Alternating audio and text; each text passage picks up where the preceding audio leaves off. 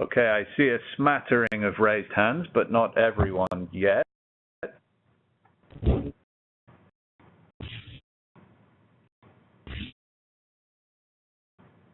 Okay, good, thank you. I take that as a consensus of raised hands, even if everyone didn't quite raise their hand. So good afternoon, everyone in Asia. Good morning to those joining us from Europe and from Nairobi. Thank you for taking your time from your busy schedules to join this webinar. This is the second of two or possibly more webinars that ESCAP and UN-Habitat are collaborating on as part of the preparation for the Future of Asian Cities Report 2019. Before we get to a meeting that we have planned later this month about the report, and to introduce the Future of Asian Cities Report, this is the latest iteration of what used to be called the State of Asian Cities Report, which was published in 2011 and 2015. But to make the report more relevant, we decided this year to focus on the future development of Asian cities rather than merely their current state. The Future of Asian Cities report will be divided into 4 chapters, which are number 1, the future of urban governance and capacity for resilience, chapter 2, the future of urban finance, chapter 3, the future of smart urban data and technology, and chapter 4, the future of urban and territorial planning. This webinar is being held to support chapter 1, the future of urban governance and capacities for resilience. So, why do this webinar and why this topic? Well, we had a very extensive internal discussion about what the focus of these webinars should be. And the debate we had was around, should we focus on so-called key messages of good governance, participation, inclusion, and so on? Or should we focus on what we called more frontier issues that we don't necessarily have the expertise on ourselves? And in the end, we focused on the latter. And this webinar is an attempt to broaden the discussions that we typically have in the UN to ensure that we're capturing the best and most innovative practice, and also to broaden our horizons on issues relating to investment, as well as technology for resilience, which was the previous webinar that we had, and possibly the linkage between the two, the linkage between technology and investment for resilience. So, the overall guiding question that we seek to explore in this webinar is how best to leverage the role of the private sector for increasing effective and inclusive resilience in the region's cities. Now, I personally come from the climate change side of the resilience equation, and it's been very difficult to know when talking about climate change resilience how much is being invested by the private sector on resilience. And that's partly because resilience as a concept is not very well defined, although that's not through lack of trying to define it. And in this discussion, we're defining resilience in the broadest possible terms. Now, on the greenhouse gas emission side of things, we know that private investment in the mitigation of greenhouse gas emissions is about 75% of the total investment. And what we can reasonably assume is that public finance for resilience is vastly insignificant and will make up only a small percentage of the total investment that will be required in the future of resilience, including in the future of resilience in Asian cities. So with that in mind, the broader questions that this webinar seeks to explore are technocratic solutions such as tax and regulations and incentive structures sufficient, or do we need a wholesale rethink of the role of the private sector in Asia's market economy? And if it's the second one of these things, then what on earth is that going to look like? And the second broad question is, what can we do to safeguard and support the informal economy, which is often where the poorest are located and where they work, to increase the resilience of those who work in the informal economy? So to approach this rather daunting questions that I've laid out here, we've assembled 4 highly distinguished speakers for this webinar. And let me briefly introduce them before they introduce themselves at the start of their talks. So we have Mathias Steck, Regional Manager of Digital Consulting and Smart Cities for Asia DNVGL, based in Singapore. Kate Godding, Program Manager for Business and Innovation, C40, based in London. Professor Narumol Nirathron, Associate Professor, Thammasat University here in Bangkok. And Lathika Mouli, Business Development Manager for Energo Labs based in Hong Kong. So before I hand over to the first speaker, let me briefly explain the format of the webinar. Each speaker will have about 10 minutes to introduce their intervention. And after that, I will open the discussion up to the audience, and you can ask questions to each of the panelists. If the audience is lively and enthusiastic, and I know you're going to be, then I will gather several questions so we can be more efficient with our questioning. And if you're not, then our panelists will not get off too lightly, because I have lots of very difficult questions to ask them myself. So before we start, and as a brief housekeeping, we will do video just to show the PowerPoint slides. I think a couple of our speakers have slides that they wish to show. If you wish to ask a question during the discussion portion of the webinar, then please raise your hand using the hand raising system that we just used, because we will see here who wishes to ask a question. Please be so kind as to not just shout out, because then we will have a chorus of voices. So please use the hand raising system for your questions, and we will also keep you muted here at this end. And please mute your microphones while the speakers are speaking, so that they don't have any background noise or distraction. So I would like to ask Mathias Steck, first speaker, to attempt to answer the very difficult questions that I've laid out. Mathias, the floor is yours. Thank you very much for the introduction.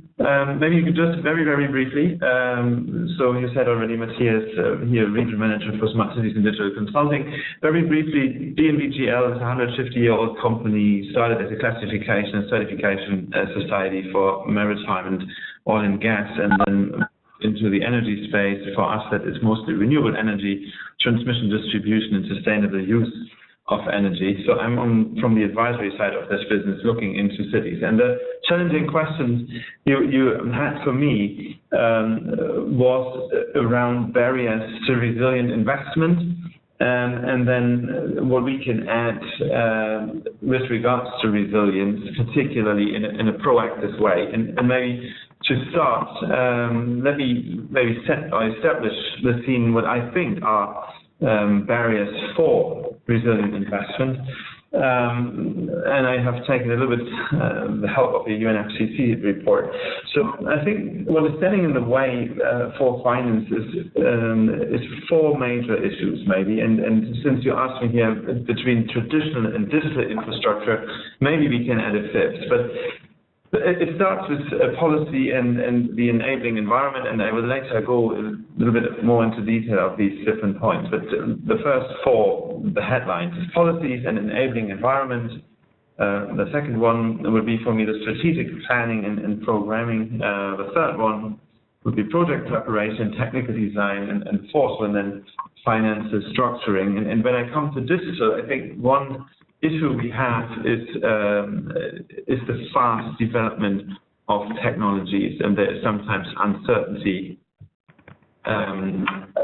where the train is going. Let's put it like this: what to bank on. So we are in an iterative process there, which may consume some investments without getting anything out of this, which is a certain uncertainty. But let me maybe go into the points, the headlines I established, and give you a little bit more detail. DNVGL as a company can maybe address three of those, and this is why I will mostly focus on these three. The one where we can do a little bit, I start with, but that's not our core competency, that is the policies and the enabling environment. Surely we try to be a thought leader in the industry and try to contribute with reports and everything, where we see the industry going, and so in that sense we contribute, and we can also help, of course, in discussions about useful frameworks. But that is more softer contribution. I think what the 3 points which I find especially interesting for financiers is around the strategic planning, project preparation, finances, structuring. And so if we talk about strategic planning and programming, I think what's very important here for investors is that we can identify the risks we have through climate and resulting disasters, obviously, and that we can kind of maybe also forecast, for example, net greenhouse gas emissions and savings of a certain initiative. And it goes a little bit into the direction that, of course, we want to make sure that we plan whatever we try to build there in a way that it is sustainable, but it is also about preventing to invest in assets which might strand in the future. One not so really good example, but happening is what happens to all these coal investments, for example, happening here in the region, which are by the country today seen as something they should do. But if they jump on the train of climate change and sticking to the NDCs, these assets might not survive their lifetime, hopefully. But that will be a problem from an investment side. There is, in the strategic planning and programming, to be sure what you want to arrive at, it would be very good to have a kind of a benchmarking to know what kind of success you might be able to achieve or where you would stand in the industry with such an initiative. And providing, especially when it is repurposing of assets or upgrading of assets, kind of baseline studies to be able to kind of prove progress in the line and the betterment. Coming over to the project preparation and technical design, I want to drill a little bit also into the concept of future-proofing. I think what is very important for people investing into large assets today to actually prevent the problem that these assets might strand down the line is that there is some sort of future-proofing in the sense of that we have an idea of what may happen to these assets under certain conditions. And this is, of course, different scenarios are possible. There might be changes in policies and regulations. There may be the impacts of climate change, so we are all hoping we can prevent it, but at the moment it doesn't look so good, so we probably have to live with the fact that we will have some impact of climate change. So what may be the impact, for example, may this asset be flooded, may this asset be subject to a massive landslide risk or whatever it may be. And that we are able to adopt to this, or that we try, while we plan that asset, that we are able to adopt to this and estimate potential implications on our finance and whatever when we have to get into that asset later again to adapt it to changing situations. Certainly to do this, we have to think about what possible impacts are, what would be the mitigation strategies. We have to also find out in what extent are these strategies vulnerable, and then come up with a strategy to reduce the vulnerability. So all that what I mentioned from a technical perspective, so DNVGL being as an engineering house, this is what we would bring there to the table to help investors to get more clarity about these things. Financial structuring, I can't do too much on the finance itself, but when you talk to financing institutions or investors, a lot is always about risk of the asset. And so that is kind of certainly the bread and butter of the standardization, classification, certification society. So quantifying and managing risks of an asset, and I'm talking very much about the technical side of it, and you can look about it, again, in different dimensions. So maybe I take the example of a wind farm. It's not exactly maybe again to this investment here, but this is a good example. So you build it, you have a certain estimate what wind will come. There is the challenge that another wind farm might come up right in front of you, and you lose some of the fuel or the wind. But there is also changes in wind speeds because of climate change. I mean, that can be different, it can be higher, it can be lower.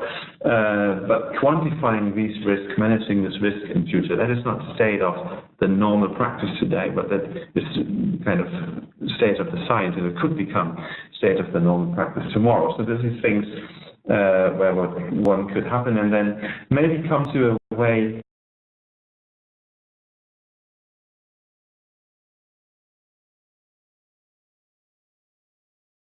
how we can have insights in the current risk profile of an asset through the means of digitalization, using new technologies to understand impact of external events on assets, which gives us a better insight in the remaining lifetime of certain assets. Because today, often many assets are designed for a certain lifetime, and that lifetime is over, then they may or may not lose the permission to operate, but they may actually not really be at the end of their lifetime. If we can make use of deeper insights through data and digitalization, that could give some more clarity as well.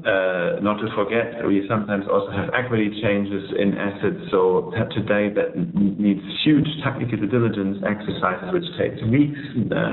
If we would again move more digital, have deeper insights immediately, this exercise could be much easier as well, and then would allow more transparency and more trust maybe, and more reliability in these asset swaps. And since my time is running out, I stop here, and then we can discuss anything else later.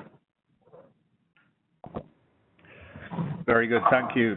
Thank you, Mathias. That was a very comprehensive run-through of the way that Asia DNV looks at how should we say, programming assets. And I think there are a lot of interesting things that came out of that too. For me, are the ability to future-proof assets and our understanding of potential risks in the future, number one. And number two, you mentioned the use of technology and its relationship with financial risk in the future. Those, to me, are two very interesting points, and perhaps we can pick up on those again later. I should also say to everyone that the questions that I posed at the start of the webinar, those are general questions that we're kind of seeking to address, but I have also posed specific questions to each of the speakers that they are now addressing in their presentations. So I'm sure there are many questions arising for Mathias, and I would like to come back to those at the end of the webinar, so please save your questions for the end when we will have a chance to discuss them. But without further ado, I would like to move to our second speaker, Kate Godding from C40. Kate, I think we will put your presentation. You have a few slides. I think we will put your presentation up on the screen here and share that screen with all of you. So Kate, if you could indicate when you'd like us to click through the slides, and we will do that for you. So Kate, the floor is yours. Your presentation is coming up now, I hope. Thank you very much, Liam, and thank you for inviting me to present on this webinar, providing me the opportunity to engage on this important conversation that we're having today. So my job in the next 10 minutes will be to consider what some of the world's largest megacities are doing to ensure that they can collaborate more easily and effectively with the private sector. And I really hope this aligns, and I think it will do, with Mathias's presentation, particularly his final point on trust and transparency. But first, what I'll do is I will give you a brief introduction to C40 cities and why we're working with businesses as well as our member cities and other stakeholders to accelerate and encourage innovative climate action. So on to slide 2, please. Despite the name of C40 cities, we are 96 of the world's greatest cities. We were once 40 cities and it keeps growing.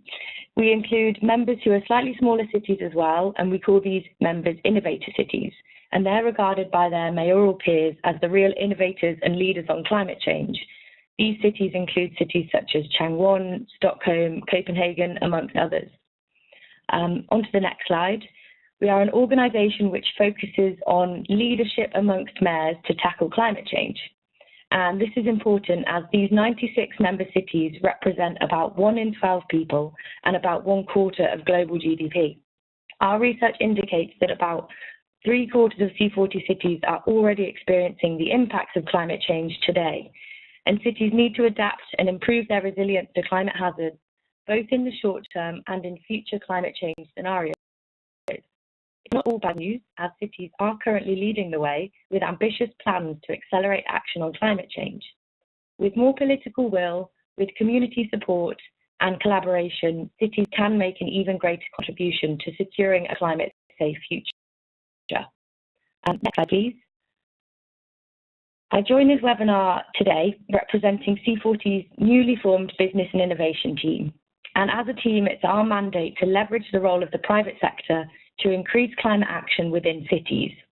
I work on programs which focus on co-creation and collaborative solutions development, convening and knowledge sharing the most impactful climate solutions, and developing methodologies to regenerate urban areas, to drive the green economy, and to implement the ambitious climate action plans of all of C40's member cities. So through these programs, there are two things I'm going to discuss today in response to the initial questions I was posed, which are also integral to the public and private sectors working effectively together. The next slide, please. First, there has been a growing general call to action for the public and private sectors to step up and communicate at an earlier stage than usual. We can't focus so much on fixing the singular problem anymore. The challenges are way too big and the targets are far too high. So we need to encourage these small revolutions or big shifts to get us out of this climate crisis. And by talking openly to each other to inform cities' climate action plans, we can create a momentum which moves everyone towards the realization of this decarbonised society. By holding seminars and workshops to share knowledge across sectors, we can take cities' key climate challenges, businesses' most threatening environmental barriers, and the most pressing climate impacts facing citizens, and turn these challenges into joint mission statements. One example of this is the Japan Climate Initiative, which was formed this year, and it's a great example of a range of Japanese actors from NGOs, companies, financial institutions, local governments, and research institutes. So there are around 105 organizations in total working together to enhance Japan's commitment to climate change efforts. By informing each other of their strategies and challenges, these actors can catalyze this transformative action and also leverage greater financial investment. By communicating clearly on the drivers which are affecting each member, they're developing a greater understanding of all angles of the climate challenges. And also through enabling this greater understanding of different actors' priorities and the climate challenges facing cities and citizens, we can better direct innovation to where it needs to be. There is already so much innovation out there. However, a lot of it is currently misdirected, and governments really need to provide the clear signals to strengthen climate action, and this can be done so much easier if the conversations are open and are held earlier rather than later to co-define the real challenges, and therefore ensure a greater impact with the solutions. Indeed, by communicating earlier, Japan can develop more collaborative city and business efforts, which then, when communicated to the world, will increase their international collaboration as well. On to the next slide, please. This is just a slide to show some of the businesses that C40 have been working with through a few of our programs. And there are business leaders who are leading the way in this collaborative approach, not only with governments, but also with other businesses and sometimes with their direct competitors. However, these leaders are still in the minority. And at C40, our thing has been to create the opportunity for cities and businesses to more easily communicate at an earlier stage than usual. So by creating joint declarations, by raising an awareness of science-based targets that all stakeholders could be working towards, and by empowering cities and businesses to talk openly before any commercial activity takes place, these actors can begin to share principles, set joint goals, and inform the outcomes of their strategic decisions. On to the next slide. In my team, we work with organizations such as the World Business Council for Sustainable Development, and I see a few of my colleagues are on the line today, so hello. We also work with We Mean Business and Climate Kick to catalyze this business action to accelerate the low carbon transition. Cities were skeptical in the past about strengthening their relationships with businesses and were constrained by the perception of procurement rules, and now establishing these neutral platforms for which to engage businesses and business membership organizations to develop shared climate strategies for fighting climate change and adapting to climate change in coordination with their city's climate action plans. Another great example of this is the Boston Green Ribbon Commission.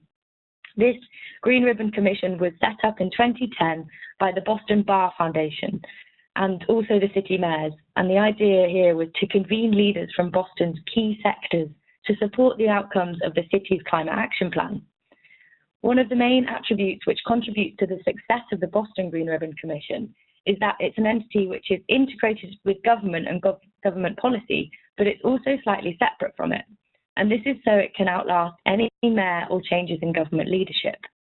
So the need here to align cross-sector stakeholders alongside the city's climate strategy, policy and structural changes is vital now to achieve impact by adapting to climate change early and effectively.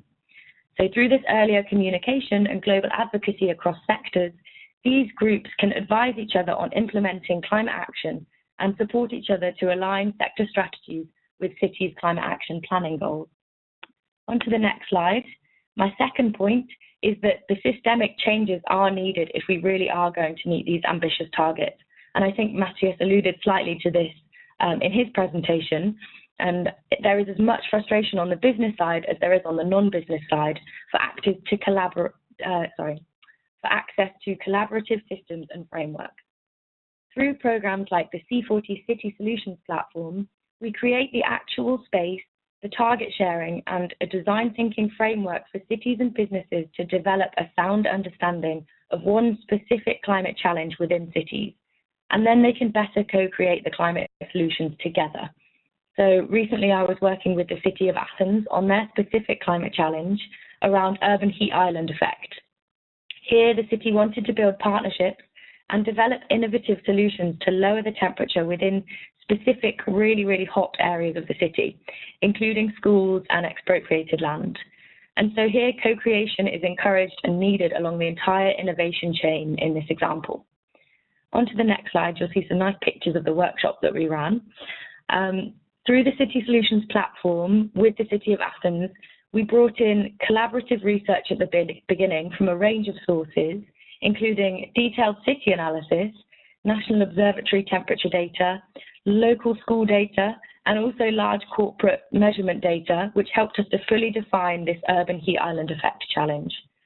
And once the challenge was fully scoped, we were then able to attract a large amount of businesses and academic interest, as these challenges are often facing multiple cities, and therefore a solution which works in one space could have the potential to be scaled globally to similarly affected cities.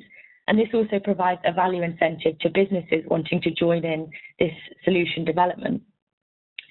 So a two-day workshop was then held within the city of Athens with a huge turnout of over 60 both international and local experts attending. And through this workshop, all participants were encouraged to co-create solutions alongside the city staff and present the high-level solutions as groups to key decision makers within the city. In this case, within Athens, the solutions were a combination of innovations, which included renewable energy sales, which provided shade, increasing the proportion of green spaces within the city, and technological cooling solutions integrated with aquaponic systems and rooftop allotments. So it was very creative. Following the pictures from this workshop, a series of pilot projects will now be launched within the city to help them adapt to the rising summer temperatures. This co-creation of specific climate solutions as early-stage technological development is a major shift in the way our cities, local and international businesses, citizens, academia, and other actors are working together to solve climate challenges. And that's where the CSP process stops to ensure it remains a neutral, non-commercial platform, but the co-creation doesn't need to stop there. These successful solutions really benefit from a collaborative approach through product development and also business case development. And through the co-creation of climate solutions, we can better produce, operate, and then market these climate solutions for a greater impact. The C40 membership network model then steps in to support the scaling up of successful climate solutions by sharing this best practice, but also learning from solutions which weren't so successful, because this learning from failure is equally as important to share. And then on to my last slide. Thank you. And so in this case, by breaking free from procurement and the traditional response to tender process, we can also combine the benefits of one solution to not only help lower greenhouse gas emissions in cities or adapt to the impacts of climate change, but also potentially have combined benefits and a positive social and economic impact too. A multitude of objectives can be reached through earlier open communication of the city and businesses sharing their priorities, challenges, and strategies. Through co-development and collaboration across sectors, we can create and implement powerful climate solutions which meet a number of purposes, not least to enable cities to adapt to climate change. And in the case of Athens, they discussed not only lowering the temperature within the hottest parts of the cities through these technological solutions, but also to educate the citizens to create a self-sustaining financial model for the technology and to improve the quality of life for citizens.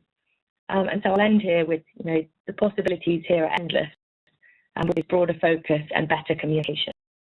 Thank you. Thank you, Kate. That was a very comprehensive run-through of some of the work that C40 has been doing. I was particularly impressed there with the range of private businesses that you have collaboration with, both businesses large and small. And if no one else has questions around that, I certainly do for later in the webinar. Now, we are just loading up Professor Narumon's PowerPoint. Yes, here we have it on the screen. So we are now going to move to look into the informal sector. Here in Asia especially, but in many developing countries, the informal sector has a very important role to play, if nothing else because of the number of people who work in the informal economy, in the informal sector. And it's an important discussion that is often overlooked. So I would now like to hand over to Professor Narumol from Thammasat University to present her intervention. The floor is yours.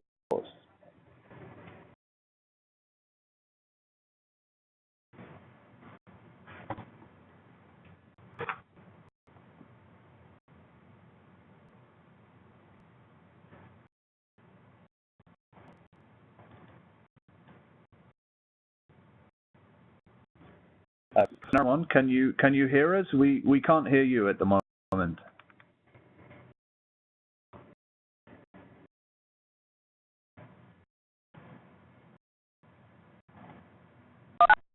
And I suggest, Professor Narumol, that if we still cannot hear you, that it may be that your microphone is muted. Can you just make sure that your microphone is not muted so that we can hear you?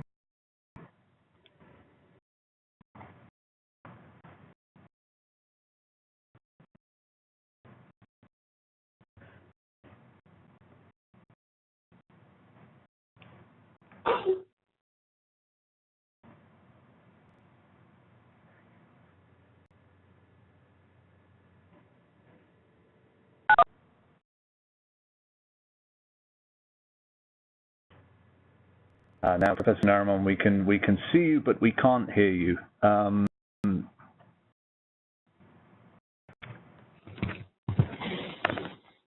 can now hear something.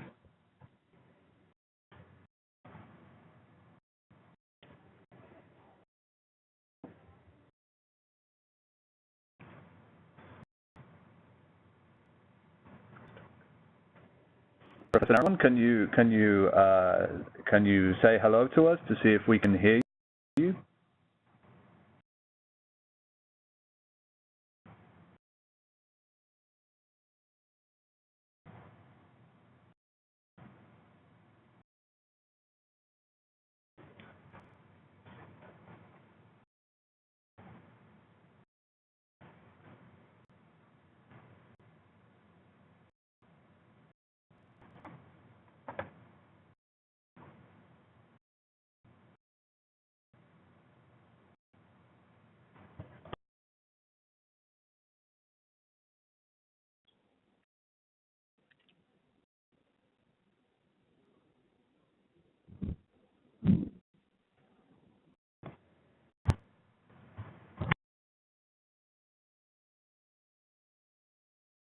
While we try to resolve the technical problem with Professor Narumol, I'd maybe like to ask Lathika to give her intervention so we can have a smooth running of the webinar.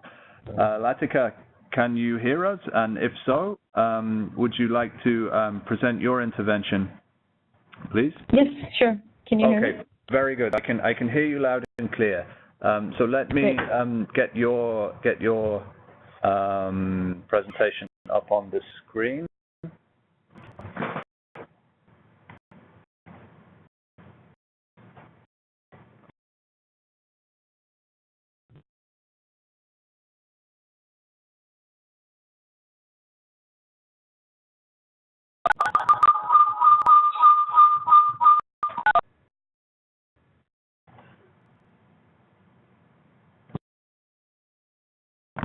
Okay, I hope now everyone can see the presentation from Lathika.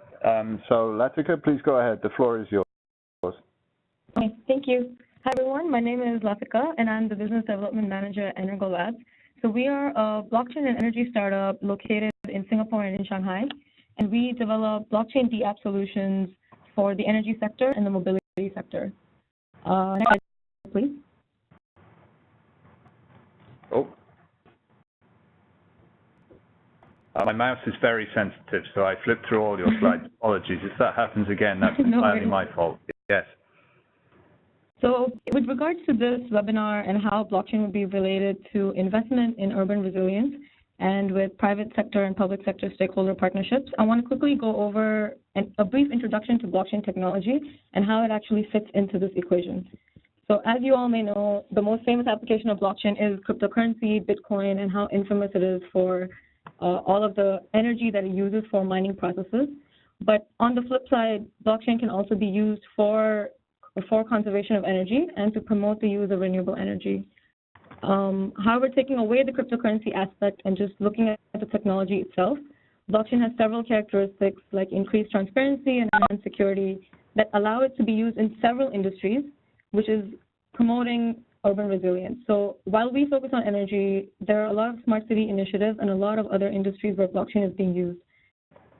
Just to start off, just to give a very brief explanation of what blockchain actually is, two of the major concepts in blockchain are, number one, a distributed ledger, which means it is a location where each and every transaction on the network is stored.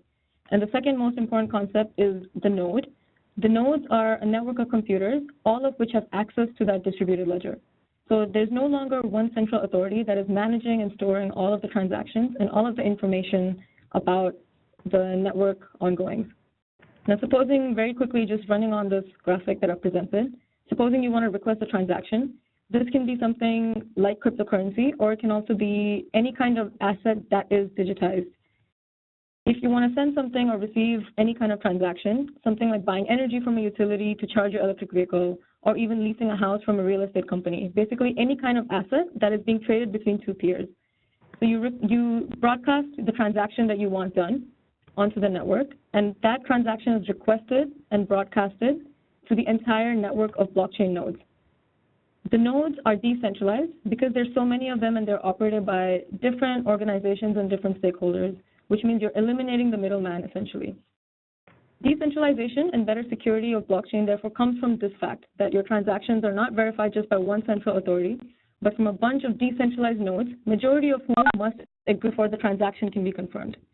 This means that corruption is lowered because it reduces the risk of double spending, as there are more authorities that can ensure the integrity and the validity of the stakeholders that are actually doing any transactions. So you get rid of the fraudulent identities that exist.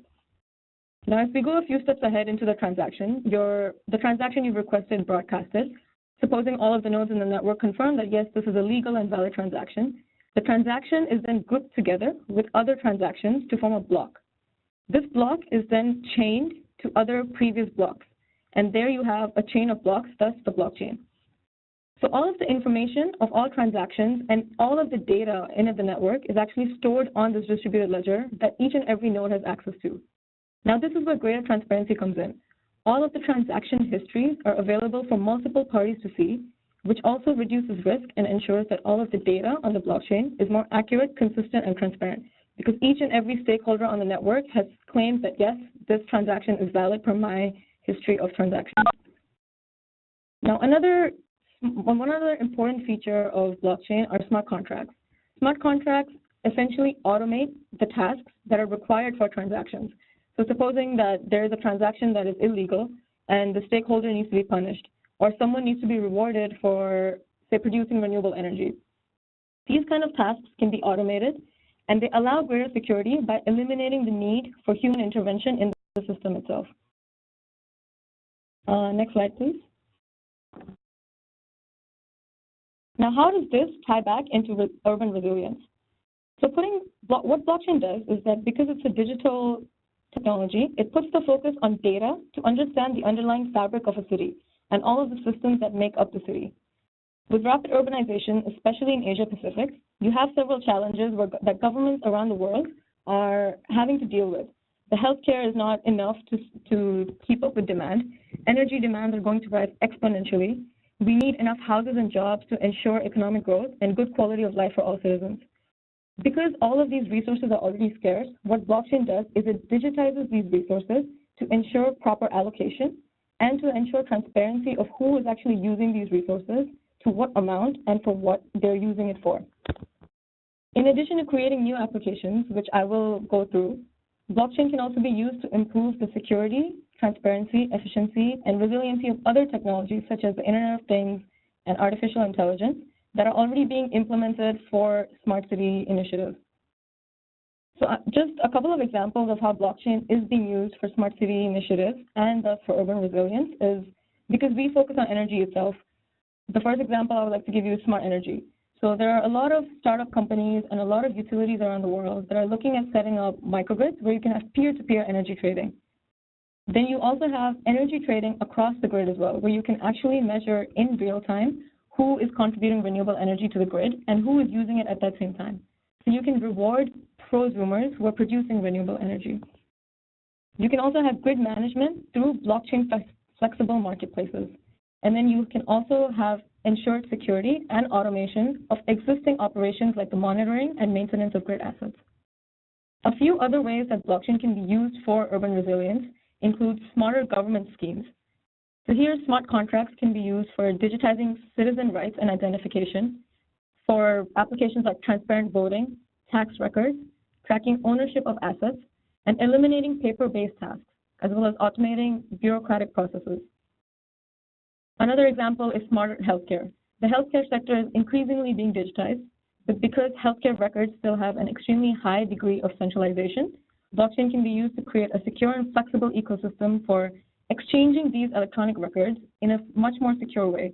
So you can also prevent fraudulent doctors from practicing, and you can create a transparent provenance method to actually check where is this medicine coming from, is it safe to eat, what are the side effects that other people have had.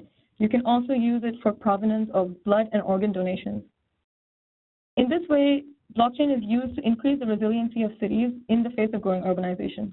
There are a lot of applications in several industries that are taking place that different cities around the world and in Asia Pacific are being tried out. At the end of the day, the goal is to allow megacities to keep up with the population increase.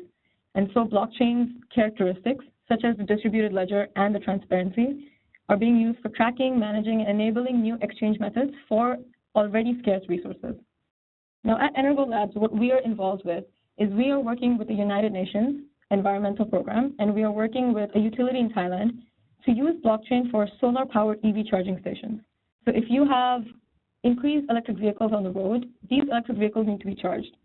But because we are promoting electric vehicles to reduce air quality problems and to ensure to have less greenhouse gas emissions using fuel cars. But if you have increased demand on the grid, then more fossil fuels need to be burned to meet that energy demand.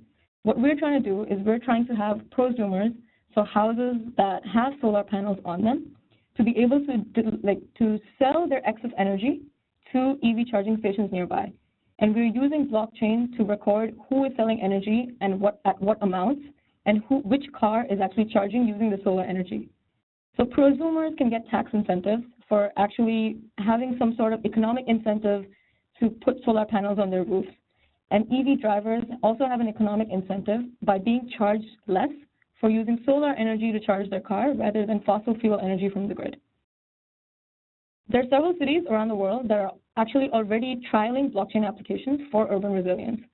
One of the most famous examples in Asia Pacific is Dubai. So Dubai has created a smart city initiative that aims at turning the city into the first blockchain-powered city in the world by 2020. And that's just 2 years away, even though blockchain itself is pretty new, and its applications in urban resilience and smart cities it's even more new. So what Dubai is doing is they're applying blockchain to citywide logistics and storage industries and shifting to 100% paperless government and storage systems. So everything is digitized, and they are using less paper and decreasing the amount of human intervention that actually goes on. Estonia is also one of the most famous examples for blockchain for smart city initiatives. So Estonia has launched a 360-degree governance program and has developed a blockchain solution to secure government repositories integrate and maintain national e-health records, and facilitate the creation of location-independent companies.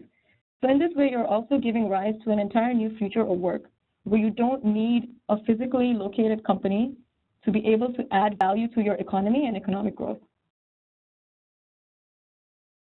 Next slide, please. So I want to tie this back because blockchain is a very big concept, and there are many different applications of blockchain and different features of blockchain that are used in specific applications. But I want to tie this back to the topic at hand today, which is investment for urban resilience using technology and for the relationship between public and private stakeholders. So there's a lot of investment that's already being put into blockchain, whether that's investment that's going to startups that are developing blockchain solutions, or investment in government and utility-owned proprietary solutions. In addition to the investment of hardware that will be required for smart city and urban resilience projects, for example, smart meters and IoT equipment that are actually collecting the data processed and stored on the blockchain, what blockchain needs for urban resilience is investment on the technology itself. Because the technology itself still has a lot of issues that are hindering mass implementation of large-scale solutions. So for example, blockchain has a huge scalability problem. There needs to be more investment on the development side of blockchain. In terms of private and public stakeholder relationships, regulations are a huge issue, which, especially in Asia, are a very big issue that we, particularly Energo, have faced, because there are a lot of strict regulations surrounding the use of blockchain, just the blockchain, not even cryptocurrencies. There's a lot of issues in terms of, especially in the energy sector, where you cannot have direct sale of energy, or where you have, they don't have a lot of economic incentives for prosumers. This means that policy needs to keep up with innovation, and we need to have test beds, and private sector companies and startups like Energo Labs, we need the support of public sector to open up regulations, to create test beds, and to actually test the value and the effect of these kinds of projects. Finally, couple of conclusions I want to leave with is, because blockchain is so new, young people are definitely at the forefront of pitching for the value blockchain will bring to urban resilience. However, we need to really cut through the hype that blockchain has come up with. So this means that private sector, public sector, and startups like Energo need to work together to come up with thorough analysis, which includes regulatory analysis and financial analysis. And this is where we need the industry experience, knowledge, and expertise of other private sector players, investors, and the government to see that, oh, there are over 100 companies in the blockchain space. Which applications can really kick off, and which ones will have the most positive effect for our cities in Asia Pacific especially. There are tons of blockchain companies and startups out there, so more than ever, it's becoming important to really qualify whether blockchain is required for a specific type of solution. And one final thing that I want to leave my presentation with is blockchain is definitely not the solution for every problem. It's merely a tool that has to be used collaboratively with other technologies that are already being implemented in several cities. This includes the Internet of Things, mobile communication, artificial intelligence, and existing management systems. Blockchain will undoubtedly be a very important tool going into the future for urban resilience and for digitization. But right now, it's imperative that private sector and public sector stakeholders work together to create these test beds and pilot projects and see which applications will be the most successful. Yeah, that's it for my presentation. Thank you. Thank you very much, Lathika. That was a really fascinating insight into the blockchain and its potential, and I hope, well, I think you did a very good job of making something very complex and very daunting fairly straightforward and accessible to everyone. And I happen to know who the technophobes are in this webinar, so maybe we need to ask them questions about how well they understood things. Now, I would like to try to return to Professor Narumol, who has been having her own technical issues here. Professor Narumol, are you able to hear us, and are we able to hear you? Okay, then I think what we're going to do is resort to some old-fashioned technology, where we're going to call Professor Narumol on the phone, and she's going to speak into the microphone here.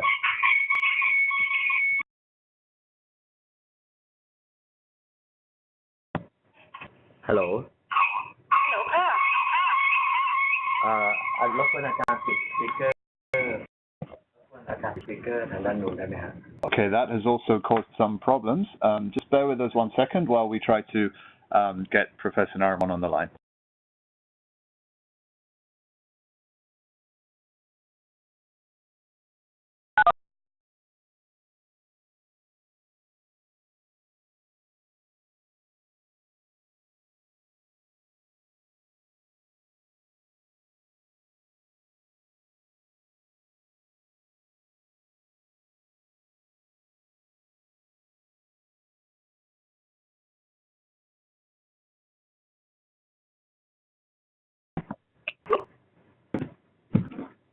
Yes, Professor. Hello? Please go ahead. Yeah.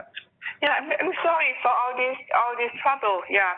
So thank you for inviting me here, and I think my topic is about the informal sector, and I would like to focus on the informal workers.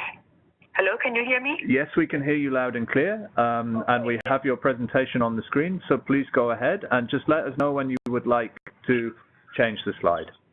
Okay. Yes. Slide number 2, please. Yeah. I think one thing that we think that about urban resilience is that the city will be resilient if the people in the cities are adaptive and are resilient. So I think one way, one of the a very popular thinking is that we should formalize the workers in the informal economy, and with this formalization, we believe that people in the informal economy will be more resilient. But in the thing about formalization, I think we have to be clear that it entails creation of legal and institutional mechanisms designed to facilitate informal workers to have access to decent job promotion and development. And I think the project of formalization cannot be done alone with just with the informal workers. It has to be a cooperation between government and other stakeholders, other concerned stakeholders. And slide number 3, please. I think the underlying ideas of this is that people working in the informal economies have been their lives have been violated, and by being violated of their rights, they cannot achieve decent work and inclusive development. And I think more important is that working in the informal workers mean that we are talking about unfair competition in the domestic as well as international markets. And slide number 3, please. I think before we going more into the formalization, we have to understand the types of workers in the informal economy. I think we have to look at it from 2 perspectives. The first one, if we look at the workers from the enterprise-based perspective, they are workers who work as an owner of the enterprise. So we usually call them micro-enterprise, such as street vendings. And if we look at another perspective, which is a worker-based perspective, we talk about employers, employees, and on-call workers and subcontract workers. So with the idea of formalization, I think we have to understand that formalization can take different forms, and I think the very generic patterns of formalization is about registration, taxation, and organization and representation. But if talk from the business perspective, it means business incentives and support. For instance, access to finance, access to capital and loans. Another thing is that formalization also means different things to different categories of informal workforce, which means that we have to understand that there are many categories of workers in the informal economy. So as I already mentioned that we have employers, employees, and self-employed, the self-employed people. So each categories of workers have different conditions for formalization. And so, could we go to the slide number 6? I think one of the important frameworks for the formalization is the ILO recommendation 204, which reminds us that in the informal economy, we have diversity of economic units and workers. And formalization entails design and policy, which facilitate the transformation and coordinate it with national development strategy. This means that formalization has to be linked to a higher structural policy, not just about the working with the workers themselves. It requires a higher cooperation with the national policies, and along the line, along the effort to formalization, right protection is very important. So I think we go to slide number 8. I think one of the things that we have to bear in mind is that formalization is not without costs, and we have to think about the benefits and the cost that formalization incurs. So which means that each category of workers in the informal economy have different capacity or ability to incur the cost borne by the formalization. And the other point is that formalization is a process. It means that we cannot just work on it very, very quickly. It has to be done gradually, and the reason is because that it has to involve many people, and also it requires a rethink on the policies, and which what I mean by policy is not only about the policy about work. It's about social protection, and it's about the organization or organizing of the workers in the informal sector, because it means that we have to think of them as a participant in the process of formalization.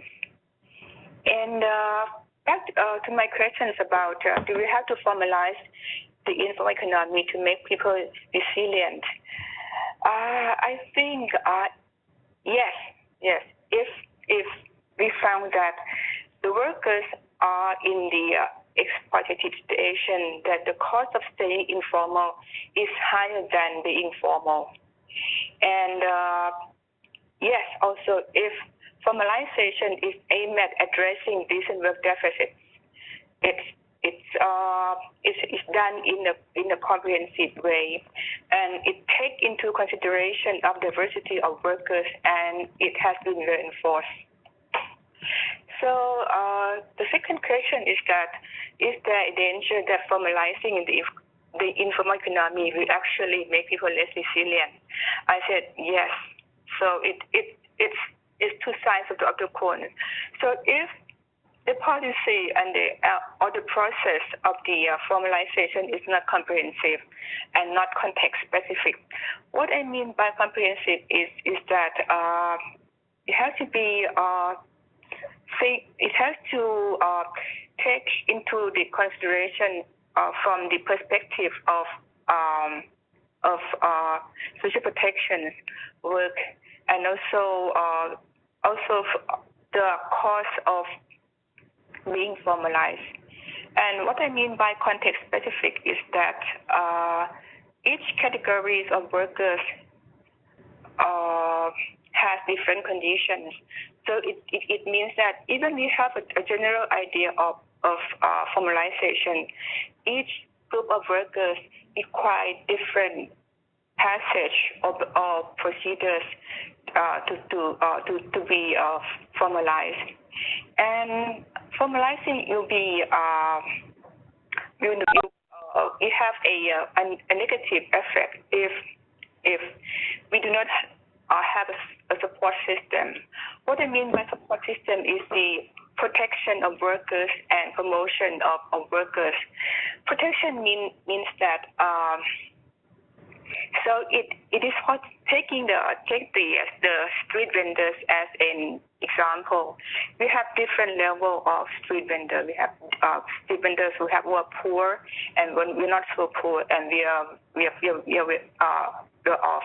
So with the idea of, for instance, taxation or registration, some street vendors may not be able to meet the requirement by the formalization. So we need to have a protection measures to make sure that these people are up to the level of formalization. And with the idea of promotion, I mean that to be able to stay formalized, you need some support, for instance, skill development or business development, to make sure that the workers are well equipped, and the small business are being able to survive in the competition. And the third point is that the negative effect will happen if we overemphasize in some elements, for instance, taxation or registration, without considering the different or the diversity or the capacity of the state of the workers to be able to adapt to the requirement of formalization. And the fourth point is that it needs dialogue. We have to work with the workers. It's not possible to formalize without having them participate in the process. And the last but not least is the lack of good governance. So this is very important because if we talk about formalization, we talk about the people, the workers in one categories. So, for instance, if we formalize, if we say that we formalize street vendors in Bangkok, and the workers in the street vendors in Bangkok have to comply to some regulation, but in the meantime, there are some street vendors who do not comply with the regulation or the new on the rule. So and they're not they can just get by with that. So this means that you have some street vendors who are able to get by without complying to the consent rules of formalization. So I have the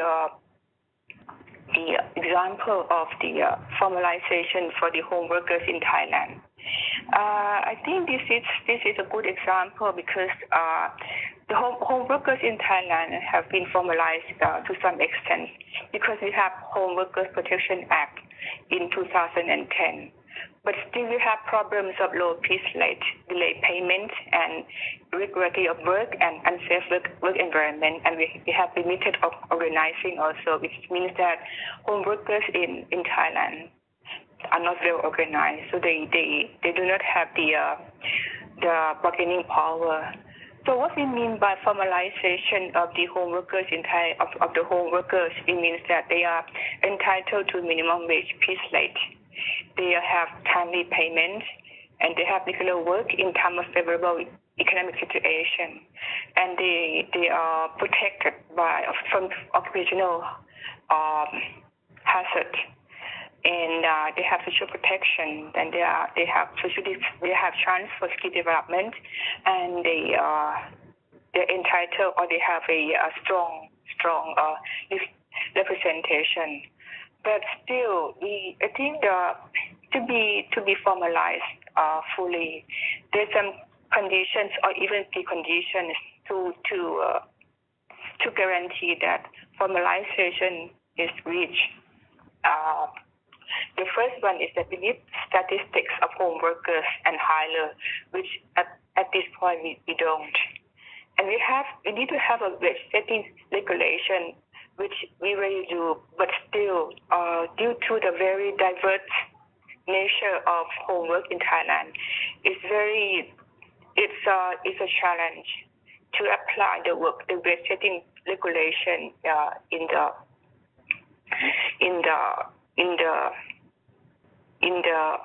sphere of homework in Thailand. And still, we have a law on occupational health and safety and safety, but still, when it comes to the occupational health and safety of home workers, it needs an organic law in order to guarantee that the home workers have been protected against occupational hazards. But in terms of skill development, we have home workers fund, and in terms of social protection, Thailand has a very comprehensive social protection scheme. Still, in terms of social dialogue, is still lacking in terms of representation. So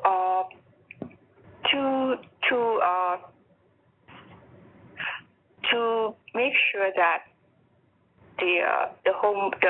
the worker in the informal sectors are resilient or are formalized to the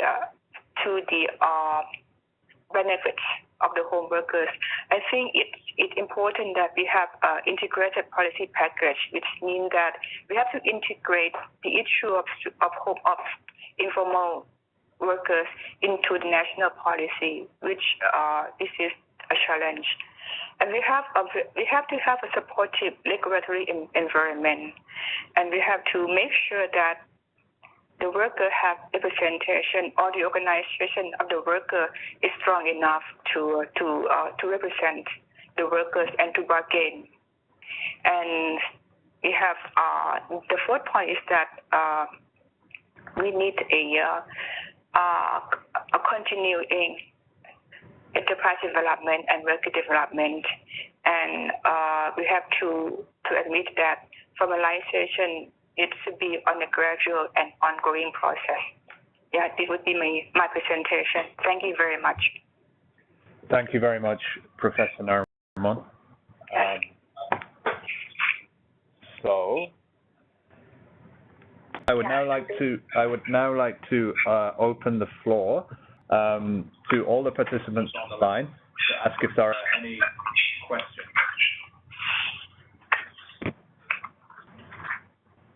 So if you have questions, please kindly raise your hand using the hand raising system on WebEx, so we can see who has a question, and don't be shy, as we'd like to get questions from the participants.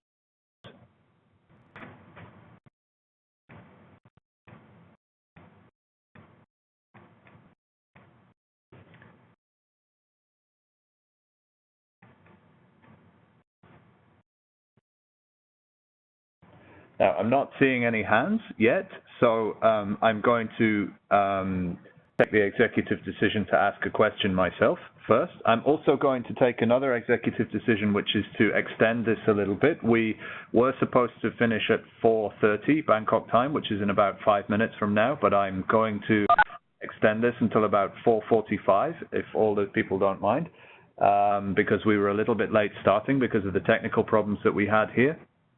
So as I still don't see any hands, I would like to ask a question, and my question goes to Kate.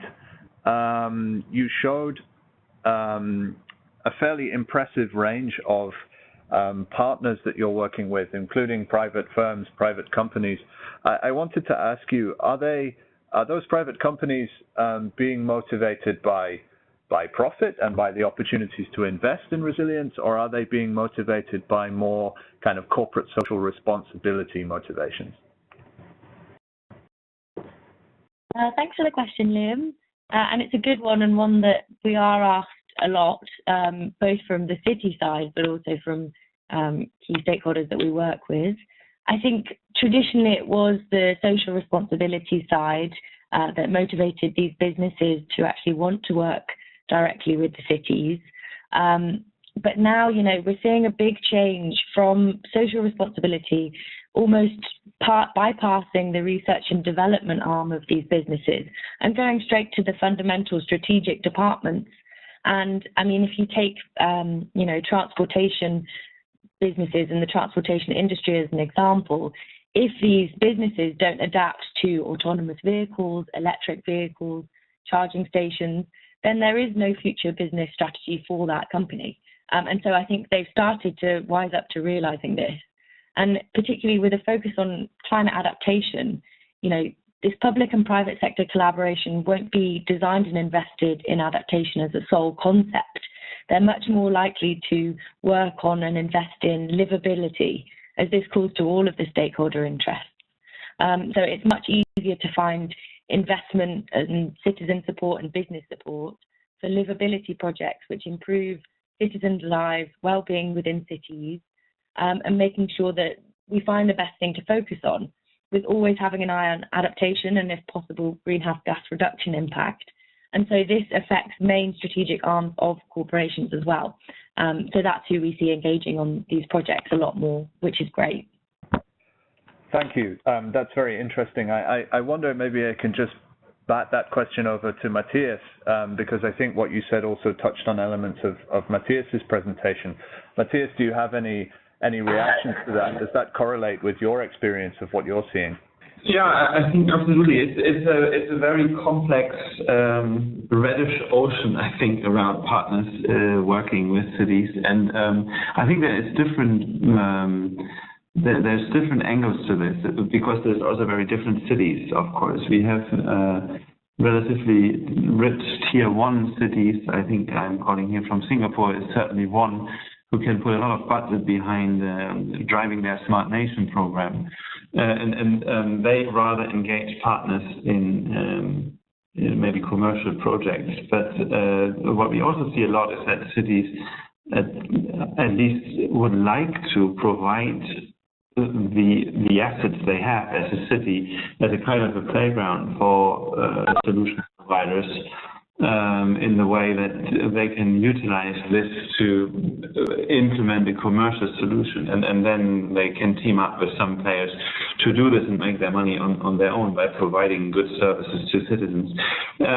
So we see these all kinds of different angles, and you have to segment the different players in the city segment to understand their angles, why they come in. So some have a lot of hardware, maybe they like to sell and come from that. Others want to move into the platform business and are keen to have a lot of data, and so on and so forth. Maybe I stop here.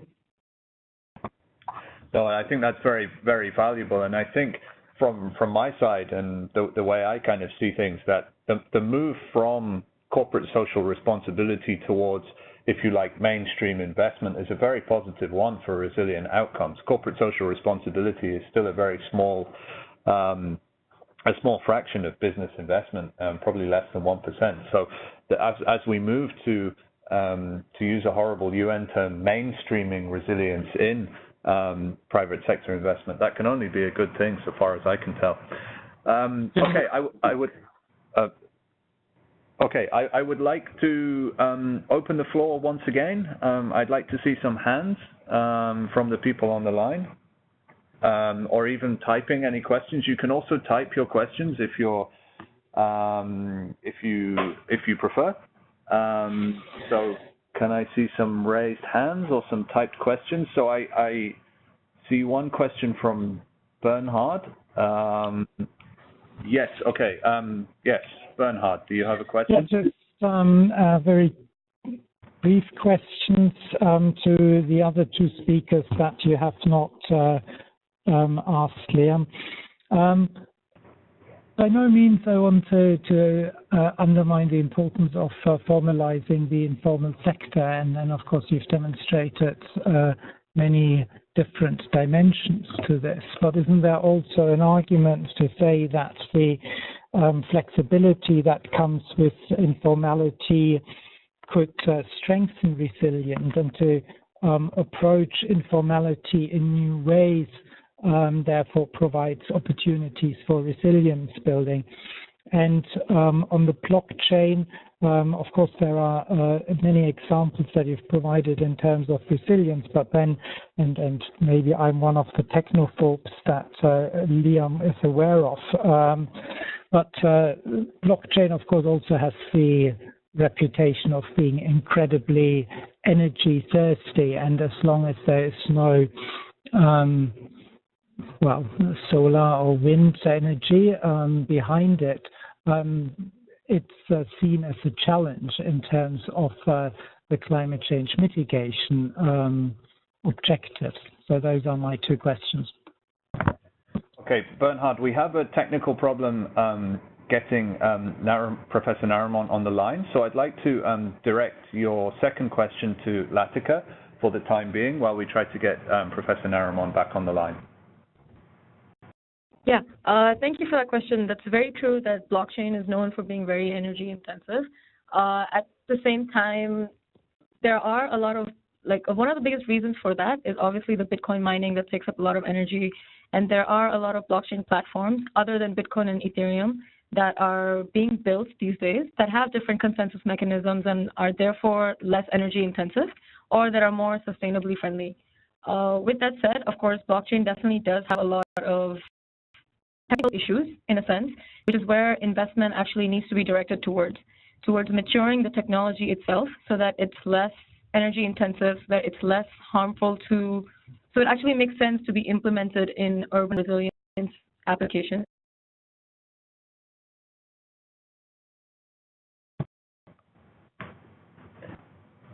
Thank you, Lathika. And Bernhard, unfortunately, we've lost Professor Narumol, so we will try to get her back. But in the meantime, I see a raised hand from Mathias. Yes, Mathias? Yeah, that's right. I just wanted to do one addition to what Lathika just said, which obviously I fully support. There are new mechanisms which are much more promising, but this is even going further.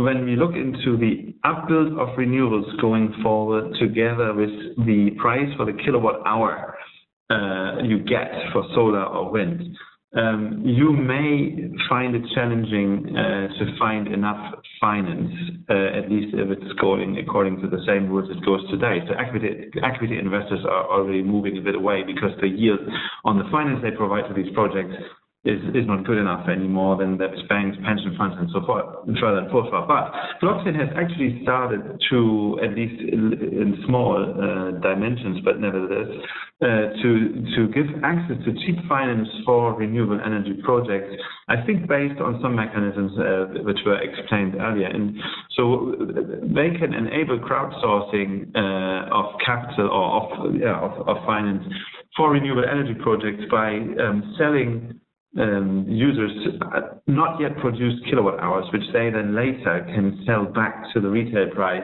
into the electricity grid. So that gives you very cheap finance and an earning opportunity for the people who take part in the crowdsourcing. So I think that going forward, we have rather positive impact of blockchain on renewables and the energy bill.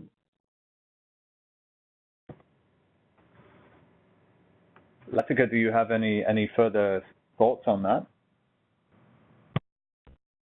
Sorry, I got cut off there earlier. Just one thing I want to add, in addition to Mathias's point, which is great, is also that especially in countries where Bitcoin mining, that is obviously the most infamous case of energy intensive, a lot of these mining farms are actually beginning to run on renewable energy itself. So there are a lot of cases in Eastern Europe where they're being run on solar and wind energy, and you have peer-to-peer energy trading between microgrids that are using renewable energy for the mining process itself. So even if you have a lot of networks that need to be formed and a lot of the computers that need computing and electrical power and electrical energy to be able to serve as the backbone of these blockchain platforms, they can also be run on renewable energy itself.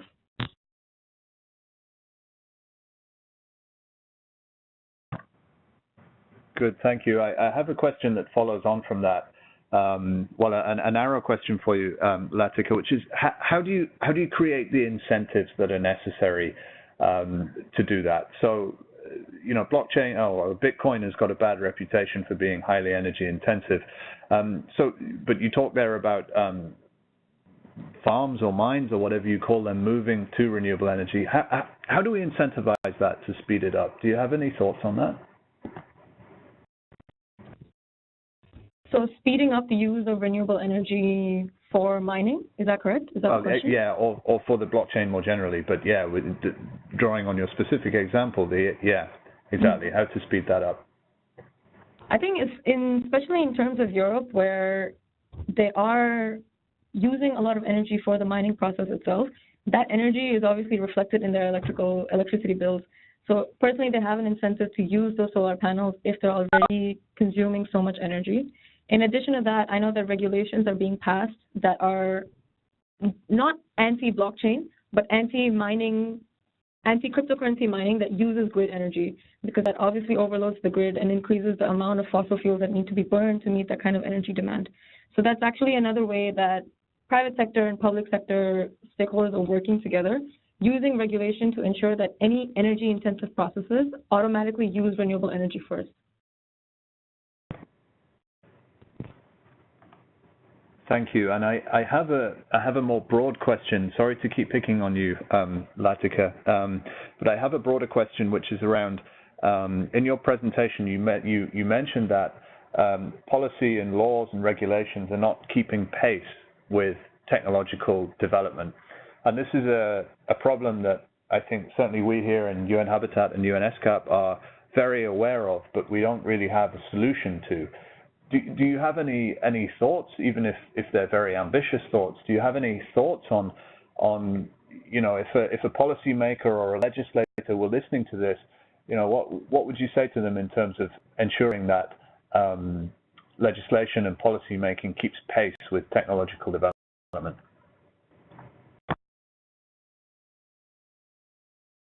Well, actually, so regulations are slow because they have to obviously consider the entire picture in mind. So supposing if I'm like from Energo, I would be pitching for blockchain in the energy sector, but of course there are a lot of considerations that are related to keep the entire broader picture of urbanization in mind. What a lot of governments, especially say in Singapore and even in Thailand, what they're doing is they have chief digital officers that are focused specifically on the digitization of specific industries, which is one of the reasons why Singapore is one of the smartest nations or one of the pioneers of smart city initiatives in Asia. In addition to having people in management who are specifically focused on innovation to ensure that there are enough regulations to support them, there are a lot of, especially what has worked in Europe and in North America, is there are a lot of test beds that are used by the government to see the effectiveness. A lot of these test beds only allow 1 or 2 applications or sandboxes. That's also kicking off in Singapore, especially these days. But keeping in mind that these innovations obviously have negative impact as well, or that there are certain, so for example, like the financial analysis, you really need to consider that, especially in blockchain's case. But involving people specifically focused on innovation in the government and having these kind of test beds to test out different innovations and sandboxes that allow startups to experiment, to really see the effect of these solutions. Yeah, absolutely. I think that you touch on something very important there, which is risk aversion, right? That governments don't want to be seen to be taking unnecessary risks.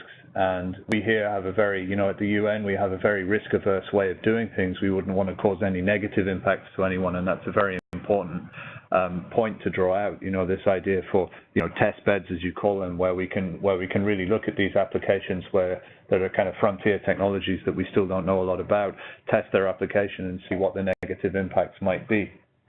Okay. Before we close, I would like to open the floor once again. We still have quite a few people on the line. Are there any hands that would like to go up to ask any questions? And or are there any messages that you'd like to type in through the chat? No, I don't see anyone on the chat. So, Kate, you have your hand up, so yes, please, go ahead. Hi, sorry, I'd just like to add on to the last point as well that, you know, all of our member cities are creating climate action plans, and that's one thing, but actual project implementation is now the key thing, which is going to get us where we need to be on this climate safe path. And so this does require this integrated approach. So using technologies like blockchain with other new innovations, whilst integrating them into city infrastructure is this huge challenge. But I totally agree that by piloting these things, we can test quickly and learn quickly to then improve whatever we're working on now or the next project. And governments can't always do this within the confines of their traditional systems.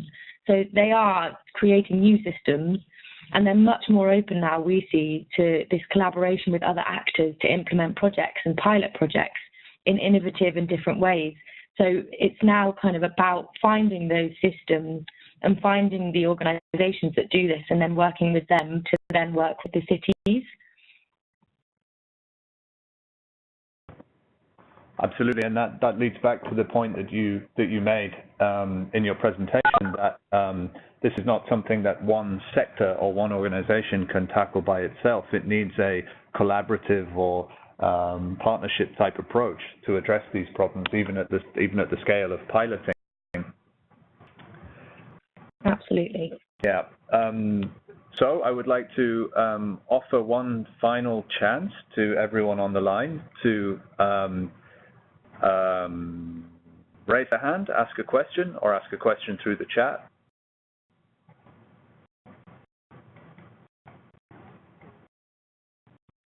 Okay, I'm not seeing any hands, but I want to spare the speakers any more of my difficult questions that I've been asking here. I ask these questions because I'm very interested in this as an issue, and I'm thinking very deeply about how we can move this discussion forward. That's why I think of all these nasty questions. Okay, then what I would perhaps like to do in the absence of any further questions is give each of the three speakers who still are on the line. Unfortunately, Professor Narumol has dropped off and we've not been able to get her back on the line.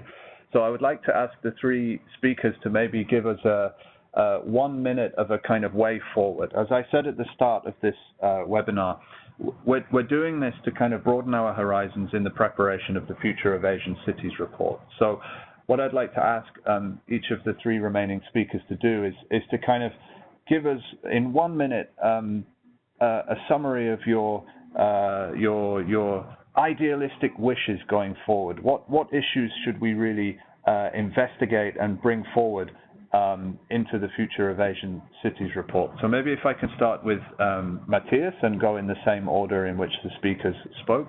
So Mathias, just 1 minute from the top of your head, what should we really take forward from your perspective into the Future of Asian Cities report? Yeah, so I think one perspective which we may have not yet discussed so much is getting the citizens on board of whatever projects we take forward, because I think there is a big risk that a lot of capex is wasted when this is planned and implemented in isolation of the citizens who finally have to live in this environment. And I think there is a lot about people accepting technology. There is also a lot about gentrification when we go forward. So we need, I think a big focus needs to be on livable, affordable cities. And maybe I stop it there. Thank you. Yeah, it was a big issue, and it's a big issue that we always talk about is inequality or affordability, and it's a problem that we see all over the world, that increasingly cities just become places that people can no longer afford to live in. And it's something that we didn't get around to talking about in this webinar, but I don't doubt that it's something that we will carry forward very strongly into the Future of Asian Cities report. Okay, maybe Kate, if I can turn to you and again ask, 1 minute, what are the sort of key messages that we should take forward from here? Yeah, absolutely. And Mathias, I'm just going to basically echo your point. I won't mention collaboration or earlier communication more than I have done already. But the last thing I would mention is just to bring in Copenhagen's example. They regularly integrate adaptation into the city design, particularly in the case of adapting to floods there. So again, it's bringing in this bigger focus. They don't design and invest in adaptation as a sole concept. They invest in livability. And this is a much easier thing to find investment for, as well as the citizen support as well. So it's about finding a different thing to focus on and bringing in the value concept for a range of different stakeholders.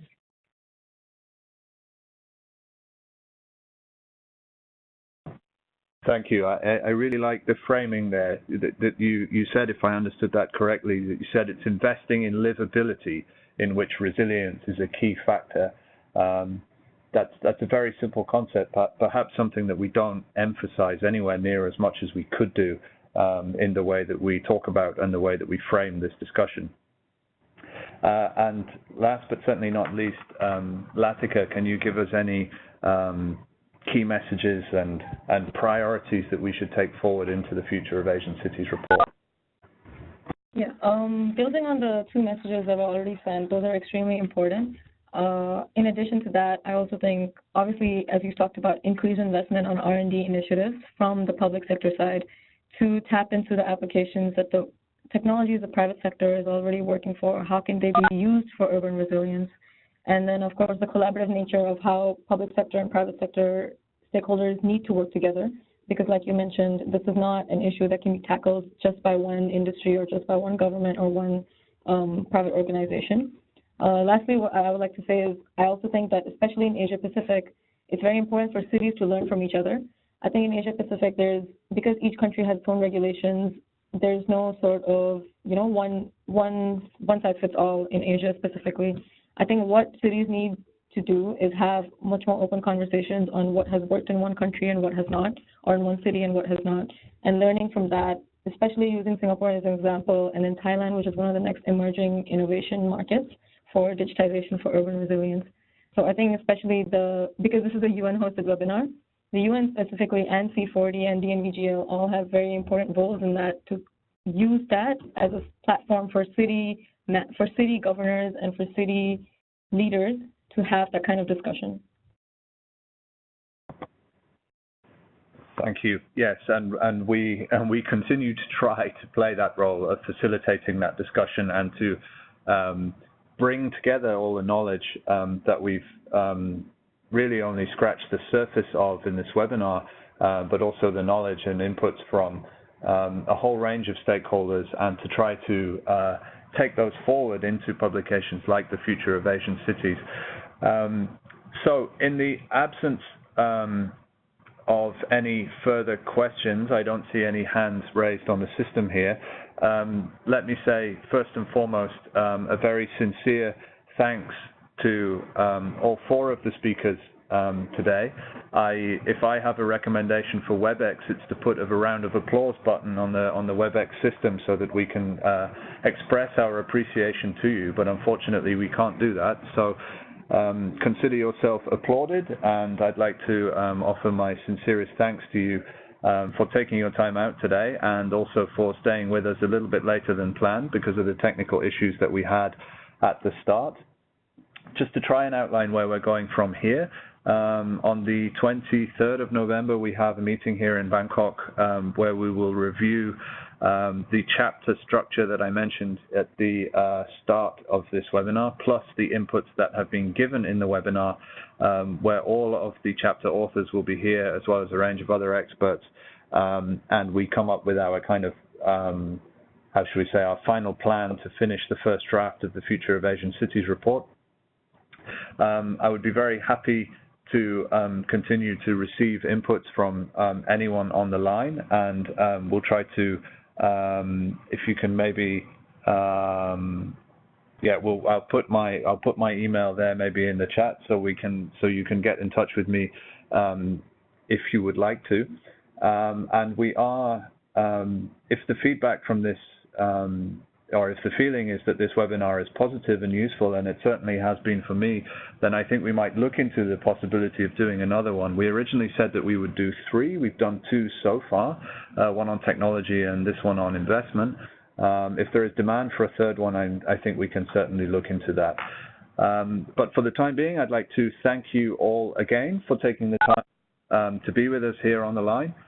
It's been a very interesting discussion, and in particular, I would like to thank the 4 speakers for their very thoughtful, well-considered inputs that they have given. So thank you very much to everyone, and for now, goodbye. Thank you.